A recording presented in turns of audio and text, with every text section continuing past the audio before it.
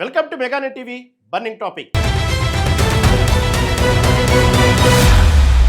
సరిహద్దుల్లో తుపాకీ గుండు పేలలేదు, యుద్ధ విమానాలు గాల్లోకి లేవలేదు. కానీ శత్రుదేశం అణుబాంబులు ఉన్నాయంటూ చేసిన రంకెలు ఒక్కసారిగా ఆగిపోయాయి. అవును, చరిత్రలో ఎన్నడూ లేని విధంగా ఊహకు కూడా అందని ఒక సైలెంట్ వార్కు తెరలేపింది భారత్. ప్రపంచ దేశాల ముందు మొరపెట్టుకునే రోజులకు భారత్ ఎప్పుడో స్వస్తి పలికింది. 3 పూర్తిస్థాయి యుద్ధాల్లో కూడా తాకని ఆ సింధు జలాల ఒప్పందాన్ని రద్దు చేస్తూ భారత్ తీసుకున్న ఒక్క నిర్ణయం ఇప్పుడు పాకిస్తాన్ గొంతు ఎండబెట్టేస్తుంది.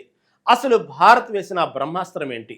చరిత్రలో ఎన్నడూ లేని విధంగా భారత్ తీసుకున్న ఆ సంచలన నిర్ణయం వెనుక ఉన్న అసలు కథ ఏంటి?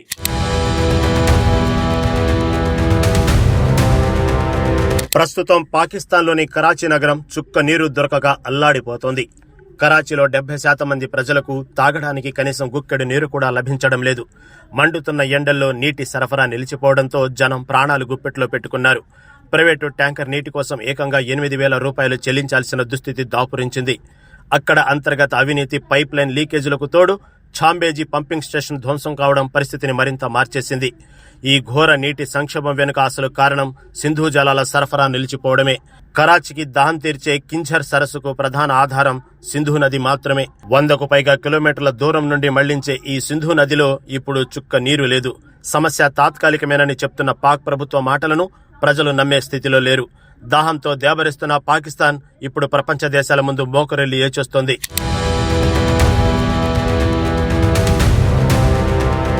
గతంలో 2 దేశాల మధ్య 3 సార్లు పూర్తిస్థాయి యుద్ధాలు జరిగాయి. ఆ సమయంలో కూడా భారత్ ఎన్నడూ సింధు జలాల ఒప్పందాన్ని ఉల్లంఘించలేదు. కానీ పహల్గాం ఉగ్రదాడి భారతీయుల సహనానికి ఆఖరి పరీక్షగా నిలిచింది. సింధు, జీలం, చీనాబ్ నదులపై తన సార్వభౌమాధికారాన్ని భారత్ ఈసారి ప్రపంచానికి చాటి చెప్పింది. నీటి సరఫరాను ఆపేసి శత్రుదేశం గొంతు ఎండబెట్టే వ్యూహాన్ని భారత్ అమలు చేసింది.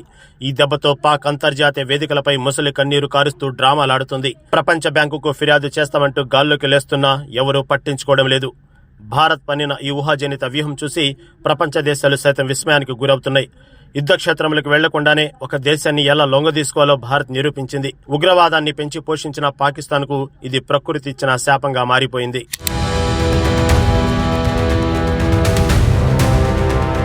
పాకిస్తాన్ లో మొదలైన ఈ నీటి కరువు కేవలం ఒక కరాచీ నగరంతోనే ఆగిపోలేదు. పంజాబ్, సింధు ప్రావిన్స్లలో వ్యవసాయ క్షేత్రాలు నిలువున ఎండిపోతున్నాయి. ఒకవైపు తినడానికి తిండి లేక, మరోవైపు తాగడానికి నీరు లేక ప్రజలు రోడ్లపైకి వస్తున్నారు. ఈ నీటి సంక్షోభం పాకిస్తాన్ ఆర్థిక వ్యవస్థ నడ్డివిరిచి కోలుకోలేని దెబ్బ కొట్టింది. దేశవ్యాప్తంగా చెలరేగుతున్న నిరసనలు రాజకీయంగా పాక్ ప్రభుత్వాన్ని అతలాకుతలం చేస్తున్నాయి. దాదాపు 18 ఏళ్లు అధికారంలో ఉండి కూడా కనీసం తాగే నీరు ఇవ్వలేకపోయారని జనం తిరగబడుతున్నారు. ఈ దేశవ్యాప్త తిరుగుబాటు జ్వాలలను చూసిన పాక్ పాలకులు భయంతో వణికిపోతున్నారు. సొంత ప్రజల ఆగ్రహానికి సమాధానం చెప్పలేక అక్కడి ప్రభుత్వం చేతులెత్తేసింది. ఉగ్రవాదులను సుగొల్పినందుకు ఆ దేశ పాలకులకు స్వదేశంలోనే ఘోర పరాభవం ఎదురైంది. ఆకలి, దాహంతో అల్లాడుతున్న పాక్ ప్రజల ఆర్తనాదాలు ఆ దేశ పతనానికి సంకేతంగా మారాయి.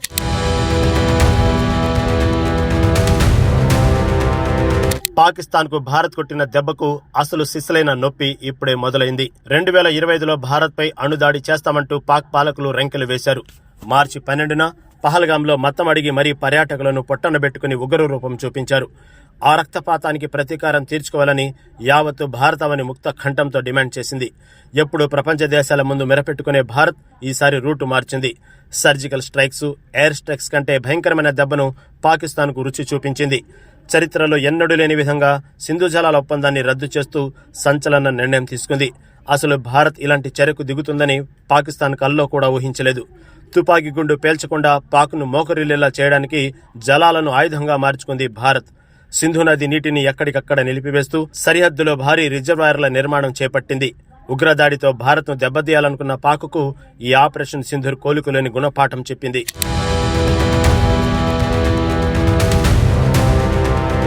యుద్ధంలో ఓడిపోవడం, పైగా బిరుదులు ఇచ్చుకోవడం ఒక్క పాకిస్తాన్కే చెల్లింది.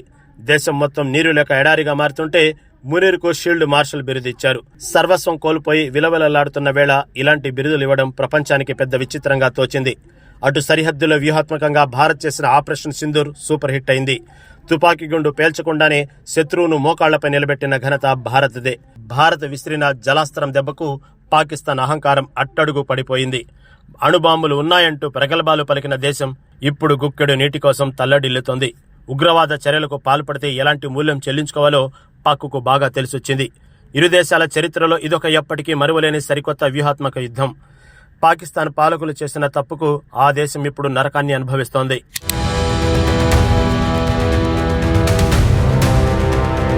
ఇది భారత్ ప్రయోగించిన జలాస్త్రం పవర్.